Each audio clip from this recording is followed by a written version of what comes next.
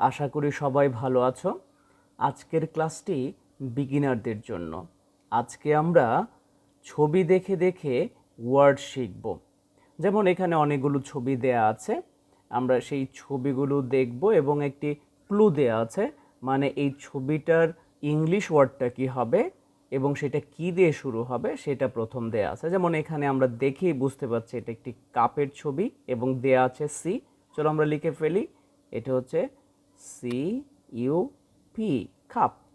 দ্বিতীয় নম্বর ছবিটি দেখে মনে হচ্ছে এটি একটি খিল কিংবা গোজের ছবি, কিংবা তুমি বলতে পারো কিলকের ছবি, একটু কঠিন বাংলা। এর ইংলিশটা হচ্ছে ফেগ, PEG, ফেগ। 3 নম্বর ছবিটা দেখে মনে হচ্ছে একটি নৌকার মতো এবং এখানে দেয়া আছে বি, পাশে 3টি ঘর খালি আছে। আমরা জানি বোট স্পেলিং হচ্ছে BOAT। তো হয়ে গেল, মিলে গেল। সবাই বুঝতে পারছো মোজার ছবি দেখা যাচ্ছে এবং এটির ইংরেজি হচ্ছে সক, SOCK, সক। পঞ্চম ছবিটি যদি দেখি আমরা তাহলে সহজে দেখতে পাচ্ছি এটি একটি কুকুরের ছবি। কুকুর ইংরেজি হচ্ছে ডগ, DOG।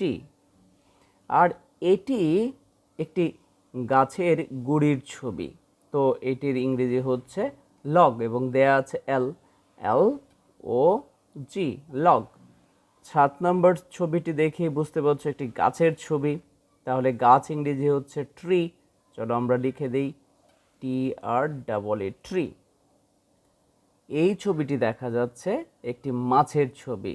আমরা জানি মাছ ইংরেজি হচ্ছে ফিশ, FISH, ফিশ। এই ছবিটি 9 নম্বর ছবিটি দেখে মনে হচ্ছে একটি জগের ছবি। এটির ইংরেজি হচ্ছে জাগ, বানান হলো JUG, জাগ। দেখো এটিকে দেখা যাচ্ছে ডিমের মতো এবং শুরু হয়েছে ই দিয়ে। আমরা জানি ডিম ইংরেজি হচ্ছে এগ, সো এটা হচ্ছে EGG, এগ।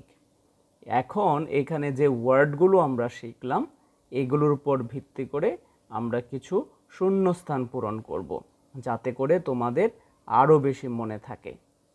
চলো দেখি, এখানে বি নাম্বার দিয়ে একটি প্রশ্ন জিজ্ঞেস করা হয়েছে, which word fills the gap, কোন ওয়ার্ডগুলো এই গ্যাপে শূন্যস্থানে বসবে।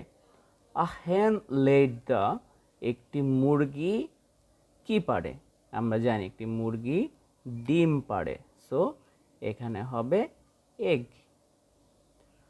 দ্য ড্যাশ ক্যান বার্ক, কে বার্ক করতে পারে, বলো তো দেখি কে আসলে চিৎকার করতে পারে। আমরা যা এদের ভিতরে শিখলাম, আজকে যে ওয়ার্ডগুলো আমরা যে শিখলাম, এখানে বার্ক করতে পারে কে, এই ডগ বার্ক করতে পারে।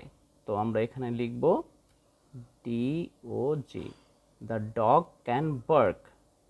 এরপরের যে সেন্টেন্সটি সেটি হলো a dash lives in water, পানিতে কে বাস করে, আমরা জানি পানিতে বাস করে ফিশ।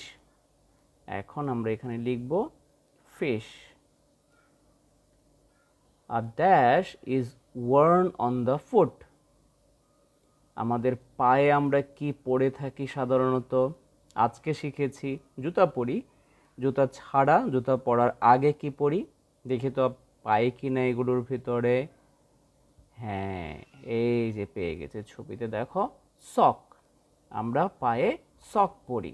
চলো লিখি এখানে a sock is worn on the foot. ঠিক আছে, আশা করি আজকের বিষয়টি তোমরা বুঝতে পেরেছো। ওয়ার্ডগুলি শিখে তোমরা নিজেরা নিজেদের মতো ব্যবহার করতে পারো বিভিন্ন সেন্টেন্সে, তাহলে এটি বেশি মনে থাকবে। দেখা হবে পরবর্তী ক্লাসে নতুন কোনো টপিক নিয়ে। আজকের জন্য বিদায়।